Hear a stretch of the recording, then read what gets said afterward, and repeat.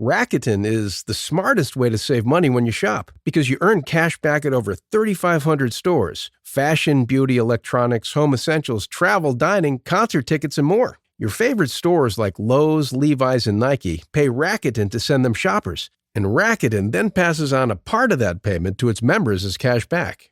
You're already shopping at your favorite stores. Why not save while you're doing it? It's a no-brainer. Membership is free and easy to sign up. Get the Rakuten app now and join the 17 million members who are already saving. Cashback rates change daily. See Rakuten.com for details. That's Rakuten. Your cash back really adds up.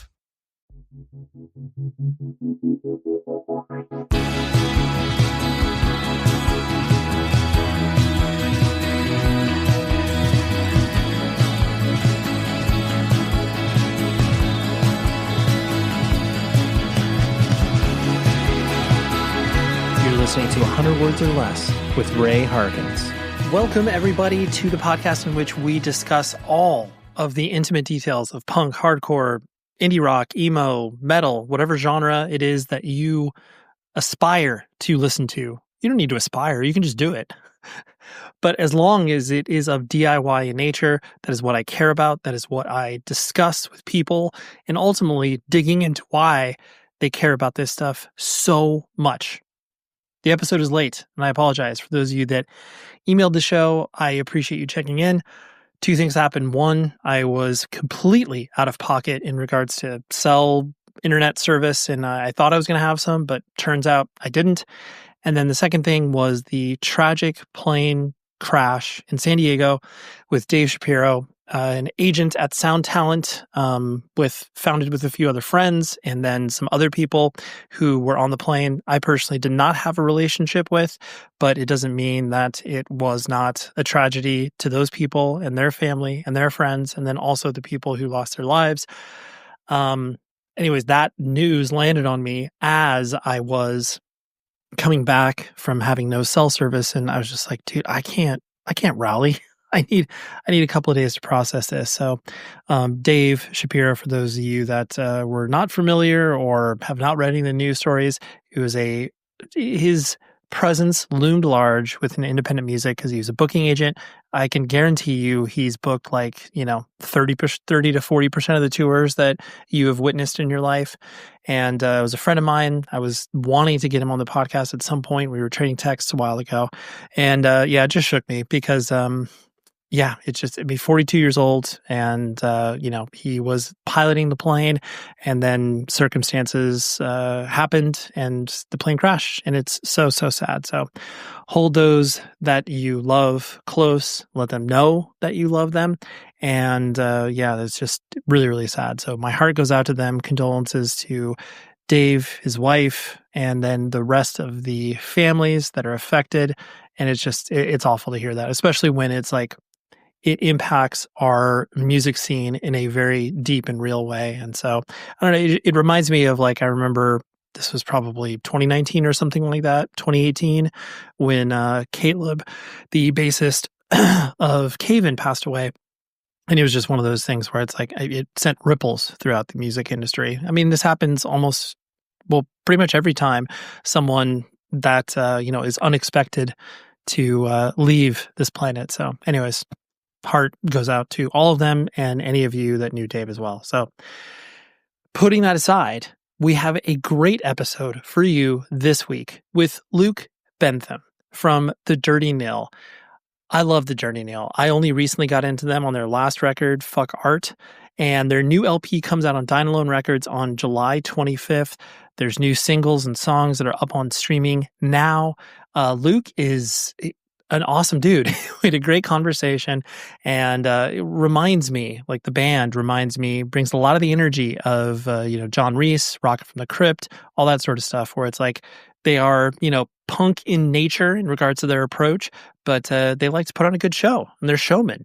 And Luke completely embodies that. And I was loving this conversation. I truly didn't want it to end, but, can't punish people for longer than an hour, which is the allotted time that usually I get for these things. So Let's also talk about the weekly recommendations. I have a link in the show notes where you will be able to listen to a bunch of music, new, old, everything in between. Usually it's just new to me, but I want to recommend something to you because that's really, truly the only way that we discover new music. It's through friends. Like, yes, of course, the algorithm is cool and spits things out at you, but truthfully, friends and family are what I personally like to lean on in regards to music recommendations. So this is kind of an off-the-wall one, but I was doing research for an upcoming interview, and I tripped across this artist, Vashti Bunyan, who she's like a 1970s folk artist, and the record is called Just Another Diamond Day.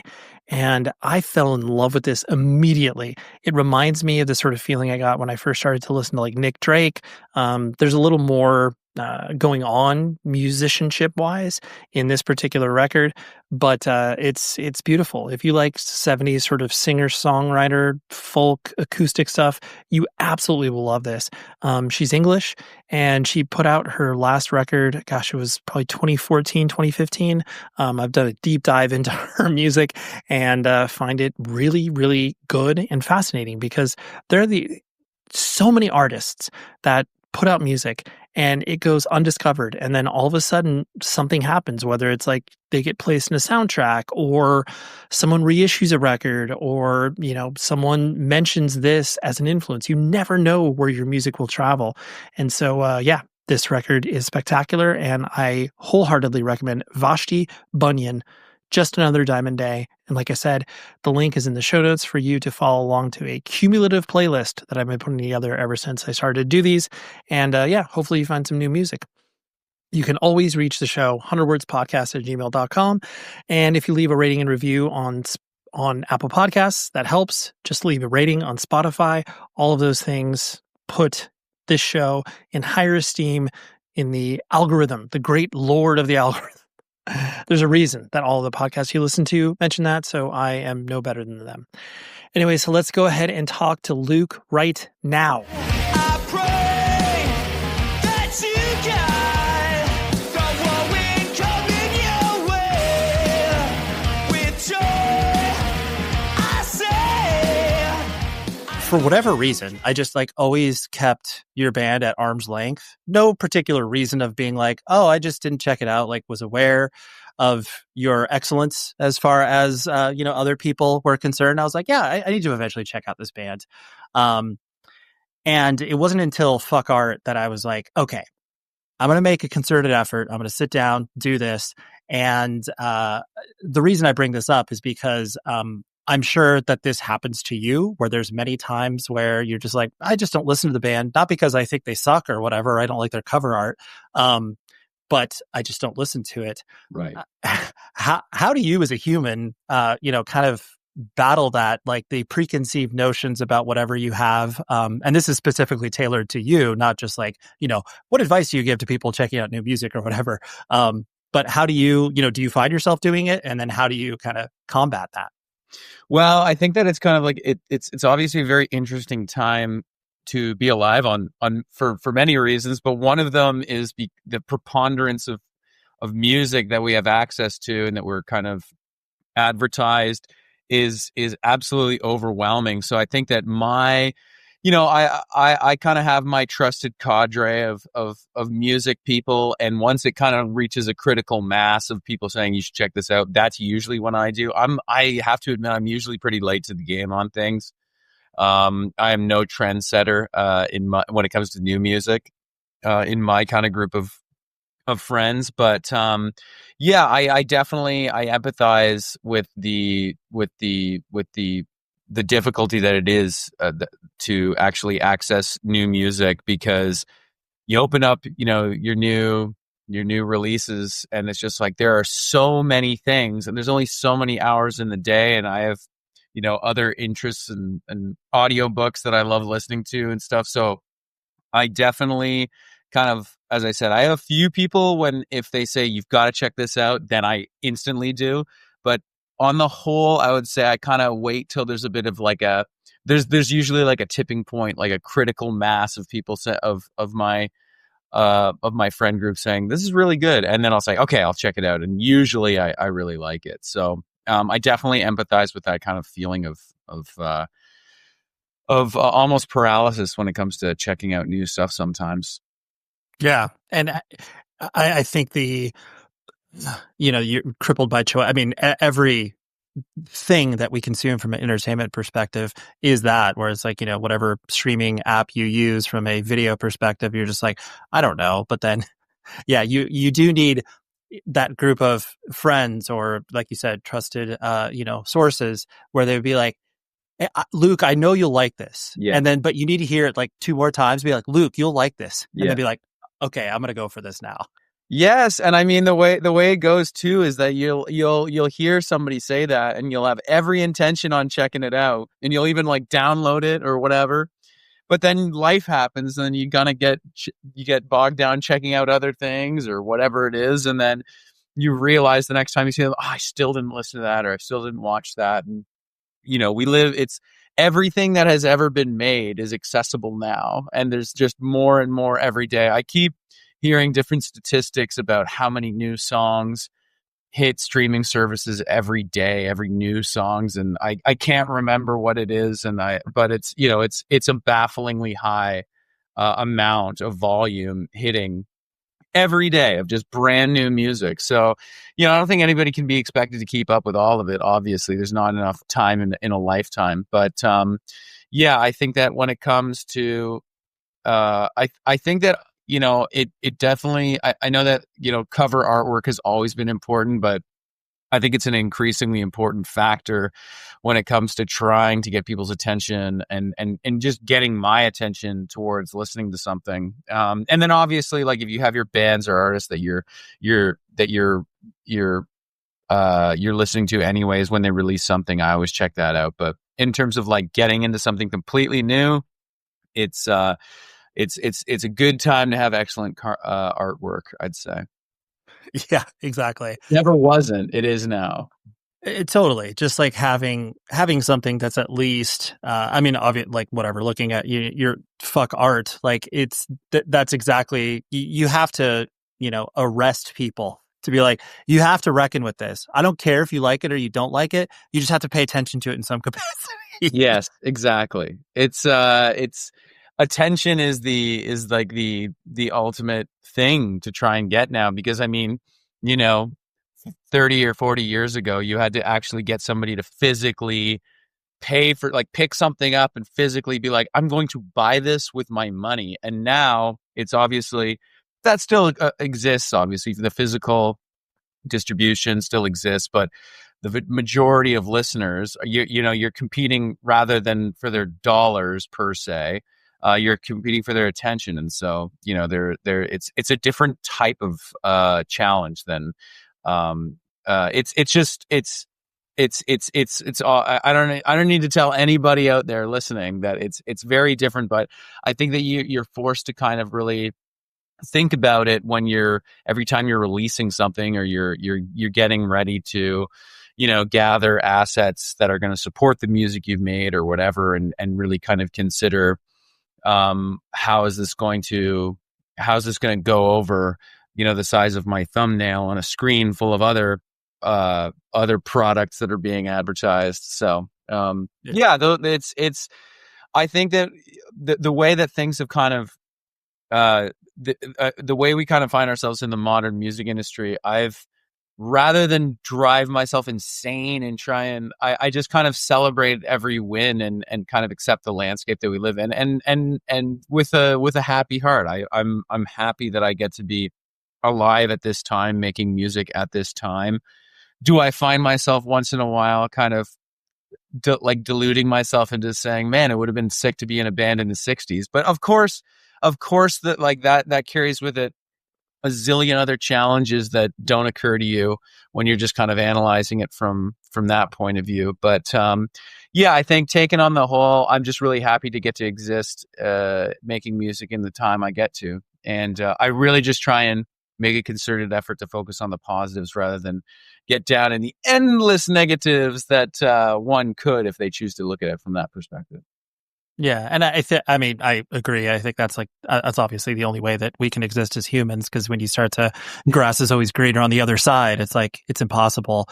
And I think that truly comes through with your music. Like, I don't know if this is just a random observation from my side of things, and I hope someone has said this to you at some point. But like the analogy that I see between what you do and like Rocket from the Crypt does with like John Reis, like you as a front person in regards to the style that you put forth, not only like vocally but just like like, oh dude, I'm wearing you can't do an interview and not talk about, you wear shirts with stars, dude. That's great. But like putting that aside, just the comparison of like, hey, we're a rock and roll band. Like we came from, whatever the punk and hardcore / independent scene, as it were.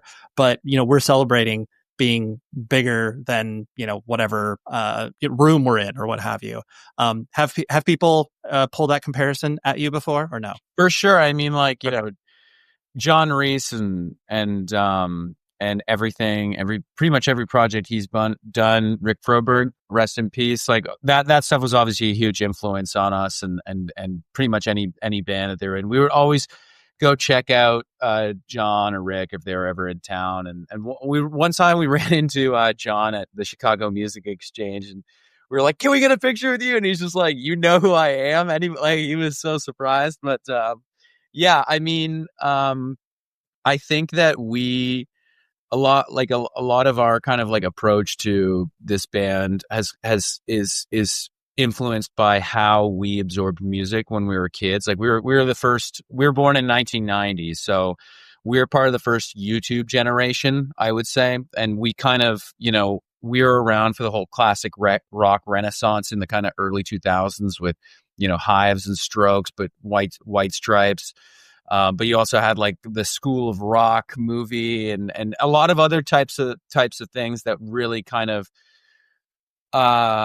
had this mythology and romanticism towards classic rock. And in addition, watching bands over YouTube and absorbing music that way and seeing bands like the MC5 and the Who, that I just gravitated towards really kind of out there smashing insane energy versus like I never connected with the Grateful Dead because I watched them and they just and I wish I could like it, but I kind of pose this to every Deadhead that is in my friend group. I say, explain to me why I'm wrong about the Grateful Dead. And I'm not saying that in a confrontational way. I want to like this band. I love the iconography, but anyways, yeah. So, we absorb music through this kind of, theatrical, Pete Townsend, Wayne Kramer, style. And that was the stuff that really gripped us rather than, chops. Chops weren't really all that interesting to us. Yeah. Oh, it totally makes sense. Pulling the focus on you as a person, I know, were you actually born and raised in Hamilton or where did you come up? Yeah, no. So I was born in Hamilton. So was Kyle. We both grew up in this town just down the street called Dundas, which is, anybody that's not familiar with it, which is probably anybody that's listening to this. It's kind of like the Shire from Lord of the Rings. It's a very, idyllic little lush green town that's kind of nestled in, this little valley that was carved out by, a glacier during the Ice Age. And so I think we have like the most amount of waterfalls in the world or something. I've never challenged that claim. I've always taken it at face value. I have no desire to look any further into it. But either way, there's a lot of waterfalls, a lot of green space, really beautiful. And so we kind of grew up there. And it wasn't until we really started touring a lot and seeing a lot more of the world that we realized how lucky we were to grow up in that little town. And, it was a great place to have a band because it wasn't really any other distractions. So we kind of formed our band when we were 16 years old. I like right at my 16th birthday, we started the band, and we basically started it because everybody at that whole kind of classic rock Renaissance period had faded. We had just entered into high school and everybody was selling their Squire Strat packs and getting into whatever else they were going to get into. But we were just like, no, but we actually really like this. Like, does anybody else still want to play music?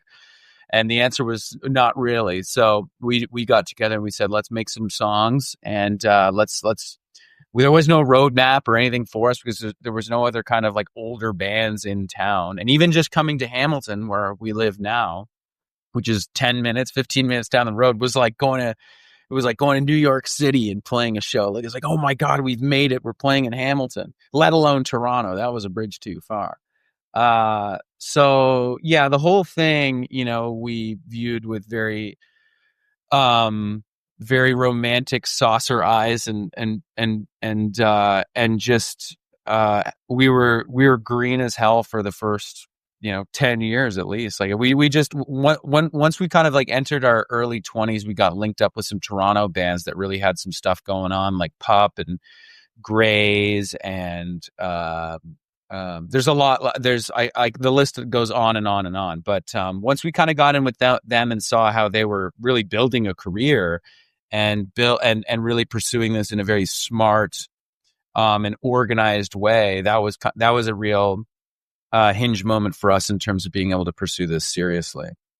And I love that whole particular, like Southern Ontario in general. I've, as a person from Southern California, I've always been fascinated. Like, I'm older than you, but like I'm 44, but bands that I started to get into that were like mythical to me, you're obviously a lot of the hardcore stuff, your Chokeholds and stuff like that, and then Grade, and then everything that Chris Callahan's done. Like, it was just one of those things that always seemed like such a fertile ground for bands of all shapes and sizes, but then also like different styles. Like, a band like Fucked Up is so, they're a unicorn because people are just like, yeah, they're sort of a hardcore band now. You can't really explain them. And so I think that's what was always interesting for me personally. And I know many other people that got attracted to you guys because, like, even though, you have experience with, for lack of a better term, the scene, you weren't, attached to it so greatly. That was like, Alexis on Fire is also a different example, but like coming from the States where it's like,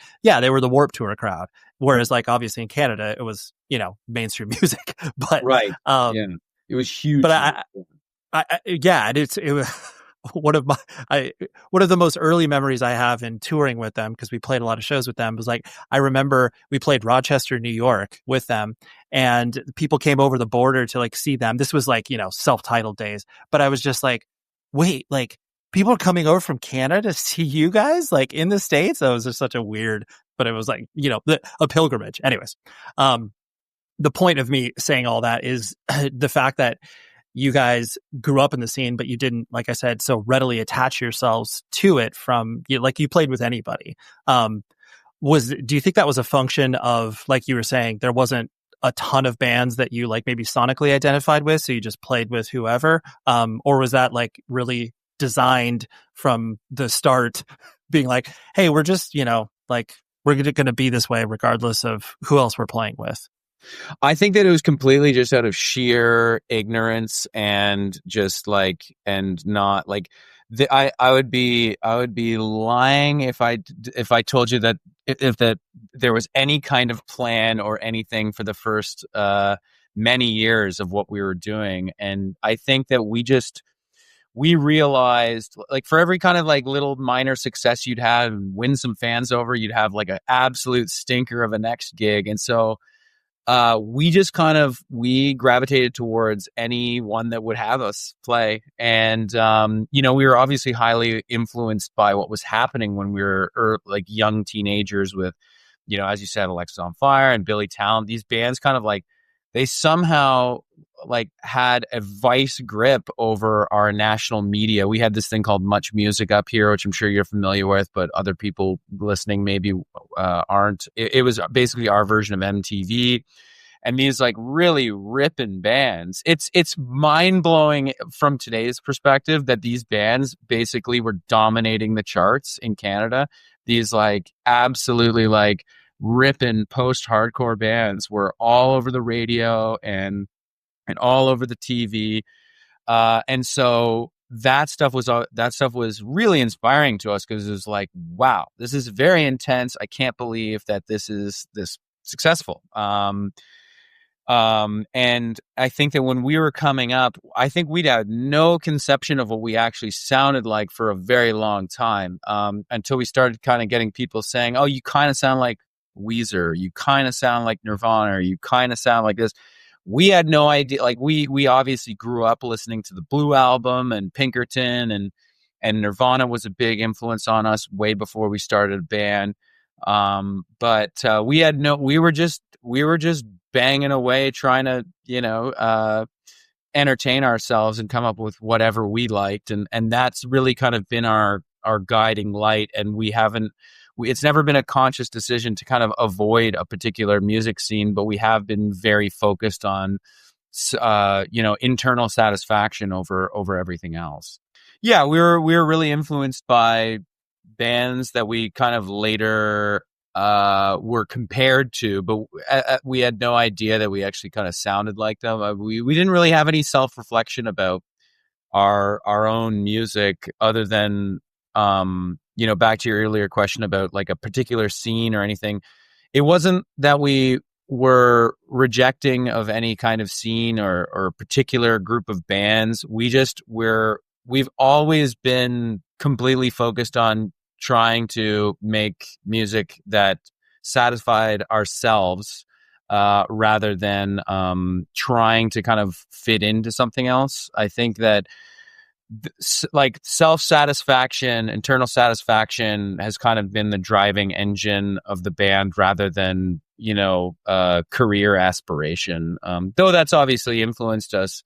Our primary kind of the nucleus of our drive is trying to make something that we're happy with at all times, and not really accepting any kind of push or pull away from that kind of that North Star of just feeling fulfilled with what we're doing and being like, damn, that's a nasty bridge. I love it. Like, that's what makes us do what we do. We love it.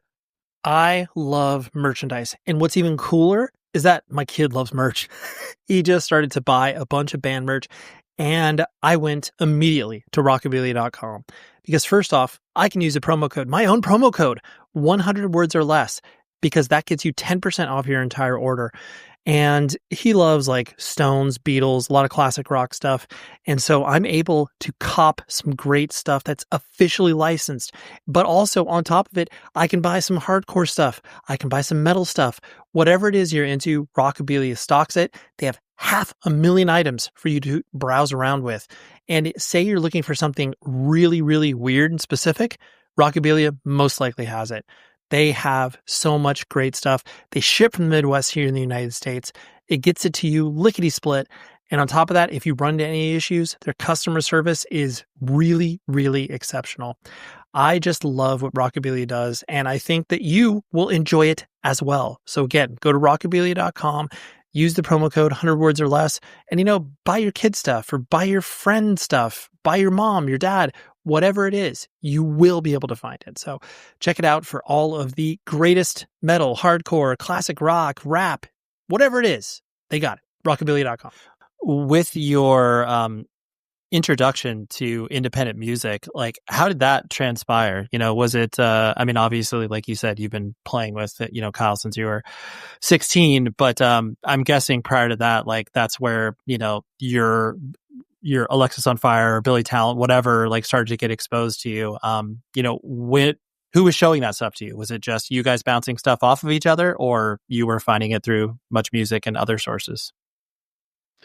Definitely. I think that the first kind of like independent band that we heard was like Nirvana, but I mean, they were not, Kurt had been dead for, 8 or 9 years by the time we actually heard Nirvana. But the first, I think a really important moment for both of us was when, shortly before we started the band, probably about 4 or 5 months before we started, I was on a family vacation in Quebec, and it was Christmas, and I accidentally touched a horse and realized that in that moment that I was allergic to horses. And so I went back to the hotel room while my family went off doing their winter holiday. And my mom felt bad for me. She's like, "You can rent a movie off the DVR or whatever it is." And I was like, "Amazing!" So I'm like sitting there all swollen, and they had American Hardcore, and I was like, "That sounds interesting." So I clicked on that, and I had never heard of any of that stuff. Nobody I knew had heard of any hardcore or anything, and that movie blew my mind so thoroughly. I was like, I can't believe people can make music this terrible and amazing at the same time. This is the best thing I've ever heard. I'd never heard anything like that, particularly like, I don't need to mention the names, but like when you first see Black Flag or when you first see like Minor Threat or Bad Brains, like you're just like, what? Like, I didn't know you could do this. So I remember like going home from that vacation once my swelling had gone down and just being like, guys, I can't wait to show you these bands, and immediately going out and buying a Black Flag shirt and buying like the entire, like the complete Minor Threat discography and the Bad Brains LP. Like I just the first one, and just that we really got into that stuff kind of in the middle of high school, and that stuff was just I'm obviously the zillionth person to say it, but it showed us that like anyone can do this. You can do this. This isn't just, you don't have to be like Guns N' Roses or even Nirvana and have all the stars perfectly aligned and be this perfect band. Like you can just do it. You can just get together and create a racket and call it a band and be celebrated for it if you work hard enough. So but more importantly, like you can do it and feel and have a good time, which is really what we set out to do. So I think that like the first real genuine, independent music that we found was that first wave American hardcore stuff. And then from there we found, when I was near the end of high school, we found this band called the Constantines, who are a band from Canada here, who George from Lexus on Fire, I think he said it, but I think other people have said it too, that the Constantines are like a perfect marriage between Bruce Springsteen and Fugazi. Seeing the Constantines play was like, I never got to see Fugazi play, but the Constantines definitely had taken a lot of cues from them in terms of very, very interesting arrangements and incredible dynamics and control, but at times like white noise, sheer fury, and also just on top of that, to really glue it all together, incredible songs, very kind of Nebraska style Springsteen writing, but like through an Ian MacKaye, Joe Lally lens. It was mind blowing. And so from there we kind of got into a lot of other Canadian independent music that we missed. Sloan was a big influence on us, and for those who don't know, they're kind of like a Canadian Beatles. They started as a hardcore band, but they have incredible, Beatlesy writing, power pop, awesome harmonies, huge discography, no misses. Like everything they do is amazing. Love seeing them anytime we get a chance to see them. But I think that American hardcore was definitely a real watershed moment for us. Yeah.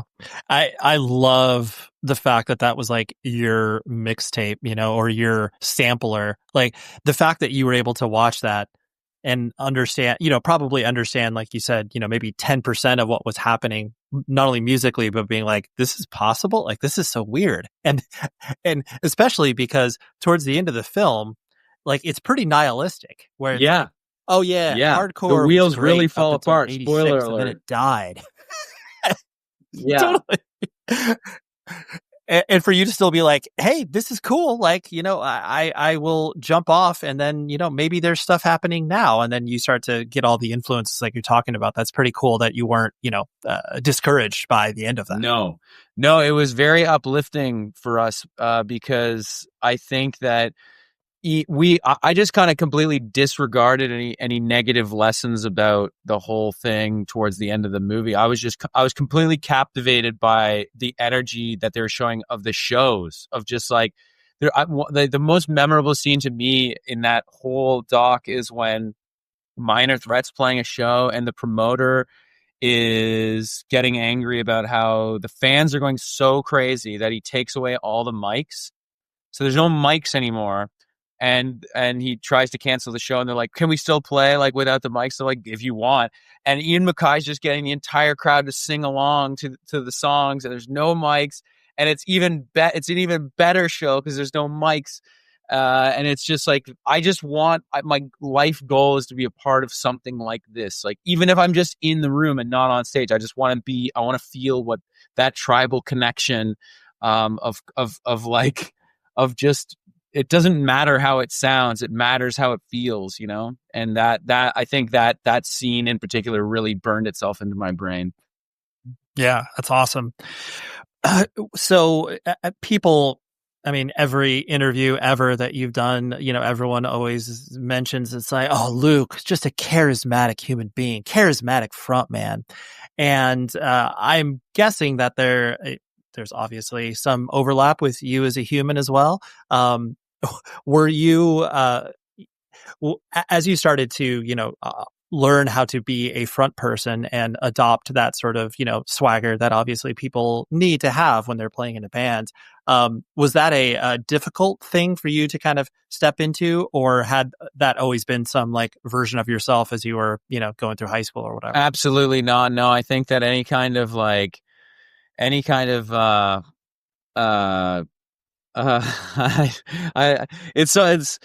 maybe it's the Canadian in me. It's very challenging to reflect on one's own swagger, or as the kids would maybe say, drip. I don't know what the people are saying anymore, but that was all the Riz. Yeah, the Riz. Yeah, definitely born out of necessity. I remember like when we were playing shows early on, like I was just like, I didn't even want to sing in the band, but it was just me and Kyle when we started out. We were like a 2-piece because we couldn't find a third person. And Kyle was like, well, you have to be the singer. Like, I was just like, what? No, I'm just going to play guitar. And he was just like, no, but you have to be the singer. Like, we're not going to be like the Eagles. Like, I'm not going to be Don Henley in the back. You have to sing. So Kyle really like at the point of a pitchfork pushed me towards the microphone. And then we started playing these shows, and I was terrified of the mic. I was singing terrible because I was just so nervous.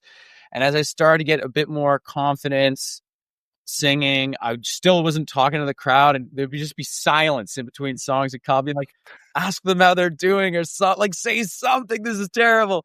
And so, Kyle really, really pressed me into trying to be a front man. And then I found a lot of positive reinforcement through all of that. And obviously a lot of influence from kind of tapping into our earlier influences of being like, well, if Rob Tyner from the MC5 can say that, maybe I can try and get away with saying this.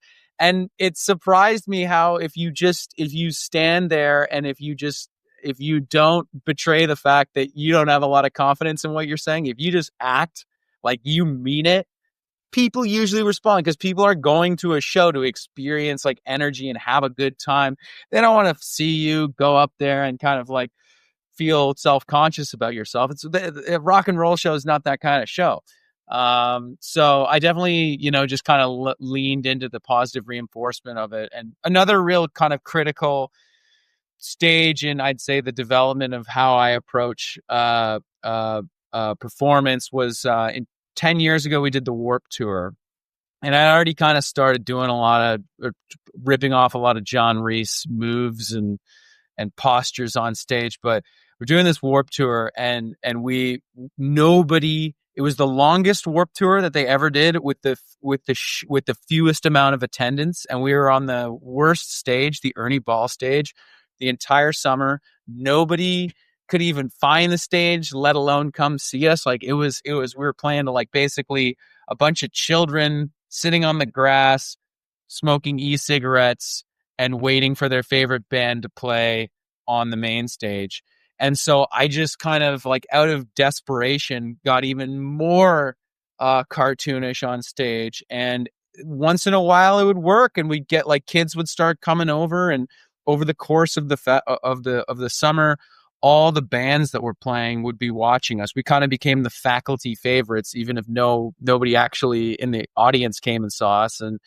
And they would just, and older, much more experienced and successful front people would come up and say, you should keep doing that. That's working. Keep doing. And so they kind of encouraged me to do that. And we got a lot of good advice on that tour. Made a lot of friends that have really helped us out over the years. And so yeah, to answer your question, it's definitely not a natural part of my personality, but I guess it's kind of become a part of my personality since it became part of the stage show.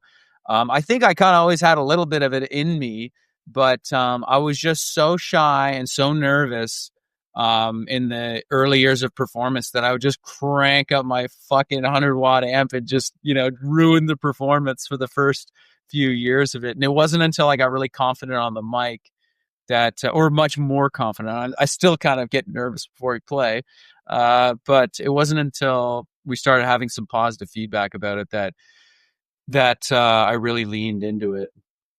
Yeah. And you definitely need that, because otherwise it's like, yeah, you just feel like you are putting a version of yourself out that, yes, is, a part of you. But then if you're not receiving any positive feedback, you're just like, should I try something different? Yeah. What's not working? Yeah. I never had any illusions that I was a kind of like a Jim Morrison, like a mystique poet. No, that's not me. No, I describe myself as a 100-watt rodeo clown, and that is how that's my ideal self. And so I try and lean into that. But also, like, I just found that if I took some risks and I really kind of leaned into it, often it would really pay off for the band. And the show, like, you can just feel the mood in a room. If you can land one of those, if you're playing in front of kind of an, dare I say, unwilling crowd, which we've often found ourselves like in an opening position of some kind, if you can land one or two of those isms on them, and you just feel the momentum of the room shift, and they're now suddenly kind of on your side. That's an invaluable trick to get to pull out of your hat when you're like in your early years and you're just doing nothing but support tours, trying to make a name for yourself. So yeah, definitely had a lot of positive reinforcement. Had a lot of negative reinforcement too. I remember we were opening up for Flag. We did a tour with Flag, which was like just an unbelievable thing that we got to do. Just in terms of like life goal, rock and roll fantasy thing. For those who don't know, Flag is pretty much a lot of members from Black Flag minus Greg Ginn, Keith Morris on vocals, Chuck Dukowski on bass, Des Cadena on guitar, Stephen Egerton from Descendants on guitar, and Bill Stevenson on drums. Unbelievable. But I remember I was trying to do like all those moves and stuff, and that kind of stage banter. And one guy called me an Axl Rose motherfucker and threw a bottle at me. But listen, it's all part of the rock and roll journey. Yeah, it's the feedback loop. You need the wins and you need the losses. Yeah, I'll take that as constructive feedback. Yeah. Evilgreed.net is the place where you need to point your web browser to immediately. They sell heavy music, merchandise, and records. But the thing is they have a very specific point of view. They don't just open the doors up to every single band you could possibly imagine. Like, let me just give you a little sampling. We got Blood Incantation, Gulch, Speed, Brutus, Knock Loose, Bellwitch, Drain. You get it. You listen to the show, you love punk, hardcore, metal, and Evil Greed has your stuff. They also have exclusive colors of vinyl. They ship from Berlin, Germany, but to us here in the States, the shipping rates are very advantageous. So go ahead and hop on the site, evilgreed.net, and you will be able to find so many great things. Like, they honestly add so much each week. Like, if you're like, hey, you know what, how about the new Armed record? Or how about, Pianos Become the Teeth, new stuff? Because they truly make sure that if you love punk and hardcore and metal, they have it all. So go to evilgreed.net, order some stuff, and you will enjoy what you get, because I know I have. Evilgreed.net, go now. As you started to, pursue like playing music, seriously, whatever that may have meant early on in your, musical career, how did your, family and parents react to you being like, what do you mean you're going to be like a loser in a band? Like, you need to go to university, you need to do these things. Or were you balancing both, like enough of the sort of real life stuff with the band life stuff that you got, a pass, so to speak? Well, Kyle and I both actually went to university, and we both got degrees, and we were doing the band on the side. But like, we were kind of balancing both, trying to be like, well, we were part of that generation where everybody, and I don't know what it's like now, but everybody has to go to university. And so I got myself a psychology degree, and Kyle got like a media degree.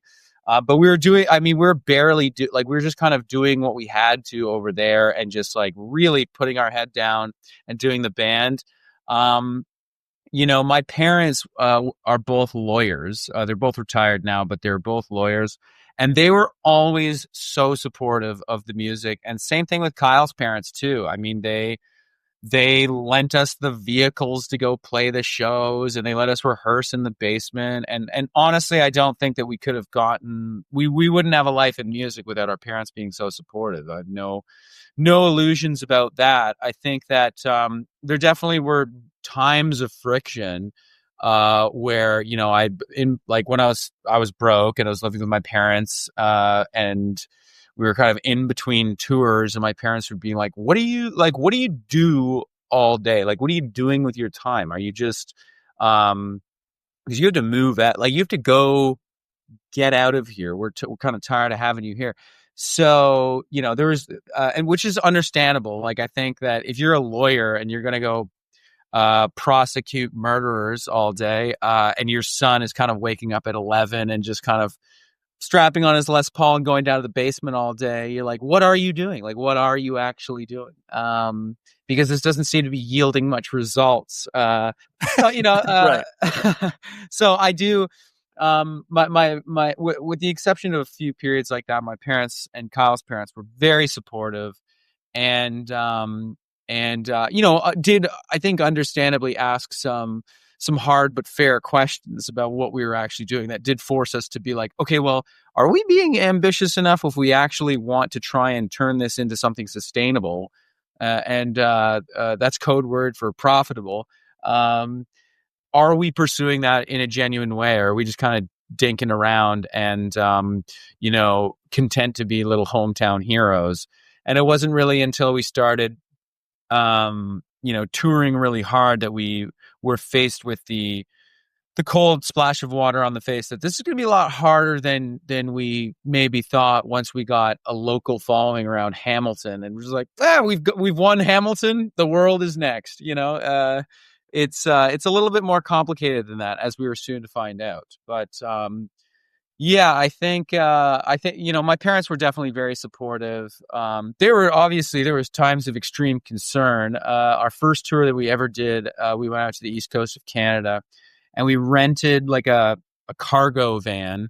We toured with another band that had 4 guys, and at the time it was just the 2 of us. So we had 6 guys, and there were 2 seats in the van, and then like a cage behind it, and then all of our gear and like sleeping bags.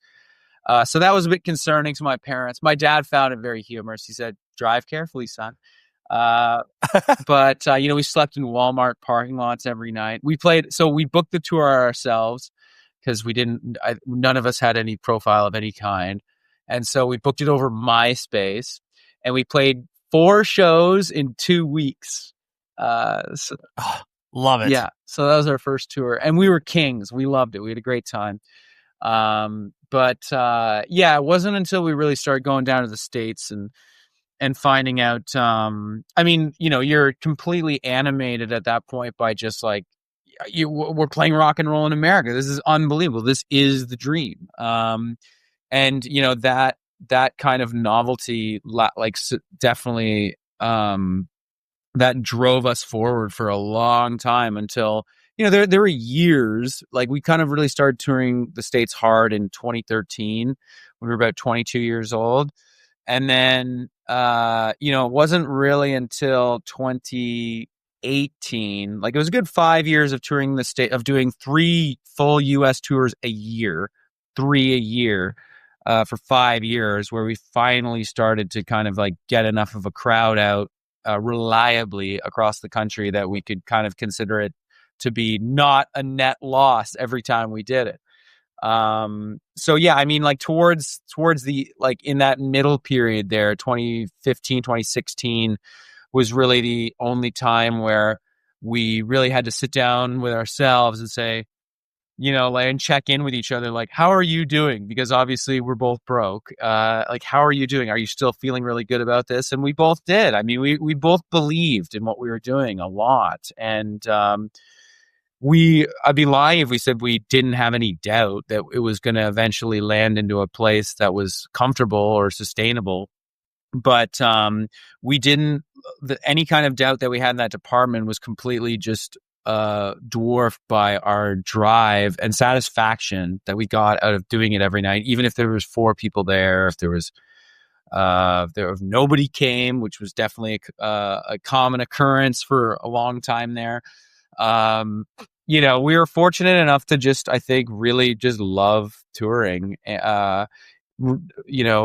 despite its deprivations. It was, every time we go out there, it's still a beautiful and an exciting crusade against the unknown, and we still enjoy the hell out of it. So I think the troubadour aspect of it has been very motivating throughout, and has kind of been it's never gotten old, put it that way. We still love it. Yeah, which is great. And truthfully, that's like, I mean, the hardest part, the joke of, what's the hardest part of being in a band is not breaking up. And like for you to have that connection with someone else and the care that you've put into each other, like that. And truthfully, I know that does make people become more endeared to your music, because it's like, oh, they'll be around, they'll be consistent. And of course, there's the flip side of the argument where people are like, I'll catch the Dirty Nil next time they come through or whatever. Of course. But that, and I think that does like bear fruit in regards to the music that you create. It's all rooted in the fact that just like, hey man, we're glad to be here. Like it's great. We're in frickin', Boise, Idaho. Like I didn't expect to be here ever, and here I am. Here we are. Yes, and we're. It still consistently blows my mind that we can put a couple hundred people in a room in Kansas City or whatever it is. Like we just got off a full US tour that we did at the beginning of the year, and we were doing a lot of. And don't take this the wrong way, but as our agent would call them, B markets. Not saying that you're where you live isn't beautiful, but a lot of B markets. Just size alone. That's all it is. And we are kind of very earnestly pursuing a strategy of trying to get off the beaten path a little bit more, and kind of add some new markets into our American touring routes, because I mean, as the tour manager for another band that we opened for last year very wisely imparted to me, that's where people actually live. A lot of people obviously live in New York City, but you have a lot of people living in Jersey City or Hoboken or wherever. So we're trying to play a lot more in those type of towns. And it was amazing because I really had our expectations managed about how many people are going to come out and see us in Spokane or, insert whatever is not the major city of that state. So we were playing a lot of capital cities too. And the whole tour was fantastic. There was not one bum show out of 38 shows. It was all killer. And so that was, again, very sustaining and galvanizing to be like, look at what we've made. Like all these people are willing to come out and see us in the dead of winter, may I add. Right. So, and we're not even touring behind an album or anything. Like these people just like the band. And so that was really, really encouraging. So as I said, it just, to my earlier point, like every time we get out in the van and we head out on any tour anywhere, particularly in the States and abroad, there's an excitement about like what's going to happen. We have no idea. I have a pretty good idea of what's going to happen, but that has been shattered and debunked every time we go out. There's we run into some really cool people, or we have an amazing meal there. We see this crazy thing at the side of the road. They're like, we still delight in the Great Crusade, you know? Yeah, it's amazing. The aspect of, the business of the music, I know that you've been very public in regards to like, oh, a lot of this sucks. I wish that we didn't have to exist in certain structures of, typical record label / band relationship and whatever. Not saying that you're actively talking crap on your specific partners, but, there's challenges. So as you started to experience that, did you enjoy any aspect of it, or do you, and what's your relationship with it now? Like, do you still enjoy aspects of the music industry, or is it more like, well, it's a necessary evil, so we're going to do it? I think it depends on the day. It depends on what kind of fire we're dealing with regards to the music industry aspect of it. But like, I've had times where certain aspects of the industry have driven me crazy, and it has affected my enjoyment of what we do. And the major lesson that I've learned from all that stuff is that I am going to die one day. And so I cannot have this beautiful thing that we've somehow been able to, like, through just grit and determination and the generosity of others, like, being able to create for ourselves. I cannot let that be spoiled by conference calls with my lawyer. No, it's I must admit to you in the same sentence that there are aspects of the music industry that I do actually delight in and take pride in. And obviously, like, you can't get very far in the music industry without taking the industry word seriously and italicizing it for yourself in your mind. There are parts of it that I actually really do enjoy. I do enjoy kind of like, the haggling with contracts and stuff like that. Like, I do, and luckily I do come from a criminal lawyer family, but I like the greater family group. There's a lot of different types of lawyers who have imparted a lot of wisdom to me and a certain lens that I'm able to kind of conjure and view things through that maybe other musicians or artists don't necessarily have access to because of they didn't have that type of upbringing that I've had. It's not something that I keep in the forefront of my mind, but damn, has it come in handy sometimes. Sure. I think that it's not that I delight in that type of aspect of the industry. I'll revise what I said. But I do delight in triumphing in those type of adverse conditions and getting through that type of challenge. It makes me enjoy music even more because, I'm sure and any other people that have gotten themselves into a band or career in art that has any kind of money on the table, shit's going to happen. Things are going to happen. You're going to face challenges that are behind the scenes. Things are going to go down. And I do recognize the capacity in those challenges to really deflate you and really hurt your appreciation for being able to do what you do. But for me, it's always made me cherish what we have even more once we get through the other side of them. And as I said, I always remind myself that I'm so lucky. I'm still in the prime of my life and I get to do what I love doing for a living. Yeah, there's going to be a lot of annoying shit that is the cost of being able to do that. But I try and just take it in stride as much as possible because there are no other options. It's like either let it defeat you or you got to let it roll off your back and focus on what you love about music, which for me is plugging in a Les Paul Custom into a 100-watt amp and cranking it up and playing an E chord with my buddy Kyle. That's what I love about it. And so I just choose to really focus on that. Sure. The things you can control. Yeah. The, any international band, especially the US-Canada relationship, has just always been so transfixing, not only to me, but any band that's ever crossed, especially like, you know, the US band's going to Canada, like for the first time. They're just like, oh, this will be easy. You just be like, what's up? And they're like, no, we're going to tax your shirts. You're like, what are you talking about? I'm sure you came into your first experiences going to the US pretty like wide-eyed and bushy-tailed of being like, oh, this is how it's going to be. Or were you prepared, like, as you started to kind of go back and forth between the border, that it was going to be, you know, maybe different than your expectations? Yeah, I think that, you know, when it came to the difficulty, like the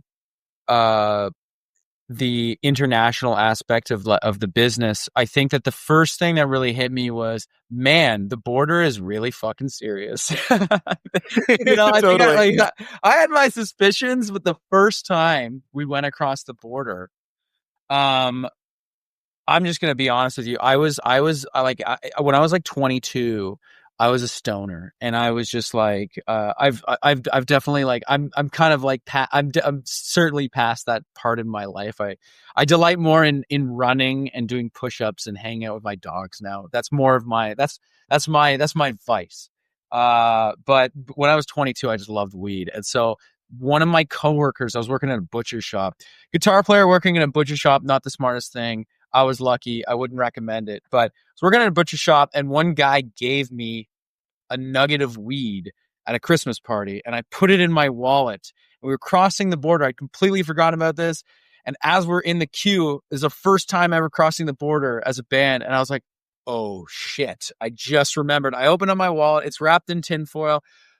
I look around at my bandmates. They have not seen that I'm what I'm doing. I just eat the whole thing, tinfoil and all, to try and just like, that's the only thing I could think of doing. And then we come up to the window. They open the door, dogs sniffing, dogs going crazy. We get pulled in, and they ask me, like, I get drilled with questions. And as this is happening, I can feel like just the beginning of like, I've just ingested a large amount of THC. I have a high metabolism. Things are beginning to happen.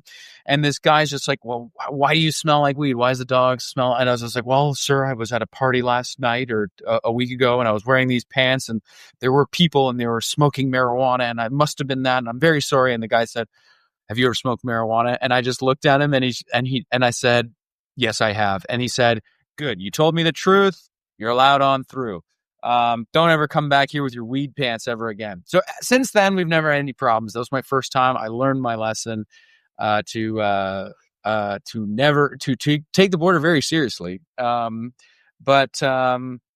in terms of like the money side of things, for the first several, you know, as I said earlier, for those 5 years, there was so little money that it didn't really affect us all that much. And even just the financing to be able to get to rent a van and print our t-shirts was all coming from label tour support and stuff. So it wasn't until we had our second album out that like money started happening. And really, I would say that like actual problems starting in the business really only occurred once we started making money, in terms of tensions and conflicts with like labels and things like that. And we have a great relationship with our label, but I don't mean to say that we had that we had a fight with our label because we started making money. But I would just say that like we became, actually, the stresses of money only began once there was money. When there was no money and it was all just a dream, it was really fun. And there wasn't really any problems around money because there was none to speak of. So, yeah, but in terms of like duty and all that stuff, I'm constantly like, man, that's a shakedown. We did have a very, very funny incident one time at the border. We've had many funny incidents at the border in retrospect, not at the time, but there was one where we were crossing the border in the kind of early years of touring the United States, at least. And there was a border guard, and they kind of had like a training border guard next to them. And the person in training was very polite. And the actual kind of like veteran border guard, he kind of looked like that actor Rob Riggle, if anyone knows who that looks like. Very large man, crew cut, but kind of same demeanor. And the trainee border guard was looking at our visas and saying, "I don't understand what kind of this is. I've never seen this visa before." And the kind of veteran guard comes in and says, "Oh yeah, see, this means they're a very low level band. You'll have never heard of this band. Nobody's coming to see this band. You're never gonna actually hear about this band. Like, you'd never hear them on the radio or anything like that. Like, you're never gonna like. This is never gonna be like a successful band or anything." Like, saying all this stuff to our face, and we're just sitting there like just trying not to like burst out laughing, and just like, and we got through it, and we're just like, was that a bit, or like, was that guy for real? But we still laugh about that to this day. It's very funny. But yeah, he's just like this. The border guard is just absolutely torching you, and you're just like, we have to sit here and take it because like there's no way we're gonna be like, actually, sir, we're somewhat popular in Hamilton. Yeah, okay. yeah. I don't know if you're familiar with us, but that's your fault. Have you heard of the Junos Breakthrough Artist of the Year 2017? That ring a bell to you, sir? No, like, yeah, you got to sit there and take it. But in terms of like duty and stuff like that, like we've been lucky enough to kind of have an excellent accounting team, and we've set up our business in a way that we minimize that type of sting to ourselves as much as possible. And we've there have been many bands from our country that are much more economically powerful in terms of their ability to generate income, but I do think that we can take justifiable pride in our ability to sustain and grow our business properly, and it's not what you make, it's what you keep, like any business, and we've been very good at that second side of things. So. Yeah, that's awesome. The last thing I'll hit, this is a very specific Southern Ontario thing as well, is are you a fan, or do you celebrate the Licks franchise that I know really no longer exists up in that area? Are you familiar? Did you ever consume Licks burgers? I am familiar with Licks burgers. What a pull, Ray. That's an incredible local pull. Licks is incredible. I as you were saying that, I was just like, I haven't seen one of those in a long time. You're right. Yeah. But this is what I'm going to say about Licks. Licks had, and this is like this is the early 2000s, late 90s. They had a vegetarian burger that was so good that like we didn't even order the meat burger, even though I wasn't a vegetarian. Like, it was so good. And this is, I think that's very easy for people to take for granted. My partner's vegetarian, so we get the Beyond Meat stuff all the time. I love how it tastes. I think it's awesome. But this is like in the early 2000s, late 90s, like there was none of that. Like, or very, very, it was very hard to find like good, like vegetarian substitute meat products. My sisters were both vegetarian for a while. I know, like, I would try some of their stuff and be like, this is inedible. But good luck. But Licks, I don't know what they did. I hope they were able to kind of capitalize on that proprietary vegetarian burger that they had, because that was a stunning product. Licks was incredible. I don't know what their current state is. I hope. I miss Licks though. That's a good spot. Yeah. No, I'm glad that unprompted you brought up the veggie burger, because that was I definitely ate way too many of those things like before a show, and may or may not have crapped my pants, but that's a story for another day. But what you were talking about is exactly what made that, like, people that had no interest in veggie burgers ate that and they were just like, for real? And it's like, I still to this day, like, especially in America, like, yes, there are places that, have veggie burgers, but to your point, like something that was like franchise, like I compare Licks to like a Five Guys burger here in the States, where it was like, they were kind of everywhere at one point. And so, it just like for Five Guys to like offer a veggie burger, people would be like, no, we're not going to eat that. Whereas Licks, people were like, oh no, veggie burger all day long. Yes. It was the only spot that I was like, I'm getting the veggie burger. Like, there's no point in even getting the meat burger. Like, it was really, really good. And, Yeah, I think I think the biggest thing for me too at that time when I tried it was that I'd never had a veggie burger product or anything like that that I thought was edible until I had that, and it was like that. You can't believe it's not butter or whatever. Like I couldn't believe it wasn't meat. I still don't know how they did it. In my mind's eye, it was the best vegetarian burger I've ever had, even including the new, incredibly scientifically engineered ones they have now. The Licks one is still number one for me. Listen, I'm not going to challenge that. I'm going to celebrate that. So yeah, yeah. That's perfect. Well, Luke, I really appreciate you hanging out. Thanks for talking and regaling your stories because you're a good one. Well, Ray, it's been an absolute pleasure. I don't think I've ever told that weed nugget tinfoil story before, so that's a Ray exclusive. That's, sometimes those things happen. They just come out when you have stories. Like, I just like the fact that you connected it to your pants. You're like, these are my weed pants, officer. This is I could easily see that being a name of one of your songs. Yeah, listen, could be the next album. People are gonna be like, what's weed pants? You're like, let me tell you. Yeah. It's a concept album about that border crossing. There we go. That was Luke, and what a good hang, right? Just entertaining dude, carries a great conversation, thoughtful in his responses. These are all the things that I personally love and makes my job as an interviewer that much easier. Like I said, the Dirty Nil has a new record that's coming out on July 25th. Songs drop on streaming right now. And huge shout out to Jamie Coletta, the publicist of the Stars, and a great human being for hooking this interview up. Next week, I have I've got another great interview because that's what I do. But all jokes aside, I got Dan Campbell from the Wonder Years. I have wanted him on the show for quite some time. Him and I have a ton of mutual friends, and we just never were able to connect on this. But now we did it, and it was chef's kiss. I was going to make the sound, but I don't want to pop your eardrums. Chef's kiss. It's great. So next week, Dan Campbell from the Wonder Years. Until then, please be safe, everybody.